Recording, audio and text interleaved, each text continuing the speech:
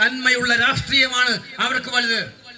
അത് ഈ നാട്, ഈ പ്രദേശം എല്ലാ തെരഞ്ഞെടുപ്പുകളിലും ഒന്നൊന്നായി തെളിയിച്ചിട്ടുള്ളതാണ് എന്നുള്ള കാര്യം ഞാൻ വിനയപൂർവ്വം ഓർമ്മിക്കട്ടെ. അല്ലാതെ പേര് നോക്കി വോട്ട് ചെയ്യുന്നവരല്ല സക്കറിയ ബസാറിലെയും വട്ടപ്പള്ളിയിലെയും ആത്മാർത്ഥതയുള്ള ജനങ്ങൾ എന്ന് പലപ്പോഴായി അവർ തെളിയിച്ചിട്ടുള്ളതാണ്.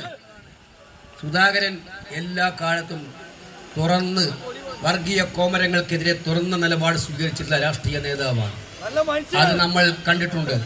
സ്നേഹമുള്ള, കരുണയുള്ള, വാത്സല്യമുള്ള, ഇതൊന്നും പ്രകടിപ്പിക്കാൻ തയ്യാറാകാത്ത, എല്ലാം മനസ്സിൽ വെച്ച് ചെയ്യുന്ന നേതാവാണ്. ആക്ഷനാണ് സുധാകരന്റെ മുഖമുദ്ര. അപ്പൊ അതുകൊണ്ട് നിങ്ങളുടെ ഉത്തരവാദിത്വം നാളെയും മറ്റന്നാളും നമ്മൾ പരമാവധി വീടുകൾ കയറണം, എത്തിക്കണം. ഗ്യാരണ്ടി കാർഡൊക്കെ എല്ലായിടത്തും എത്തിച്ചല്ലോ. ഒരു കാര്യം കൂടെ ഉറപ്പ് പറയാണ്, നമ്മുടെ സഹോദരിമാരോട് ഇരിക്കുന്നുണ്ട്. അടുത്ത മെയ് 15 മുതൽ നിങ്ങളുടെ സ്റ്റാറ്റസ് വേറെ ലെവലാണ്.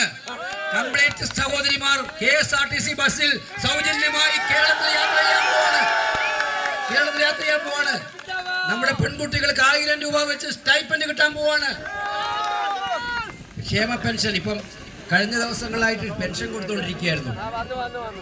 ഈ ശമ്പളം കൊടുത്തുകൊണ്ടിരിക്കുന്നില്ലേ? എല്ലാ മാസവും ശമ്പളം എല്ലാ മാസം കിട്ടുന്നില്ലേ? അത് ശമ്പളം കൊടുക്കുന്നത് പിണറായിന്റെ വീട്ടിൽ നിന്നാണോ?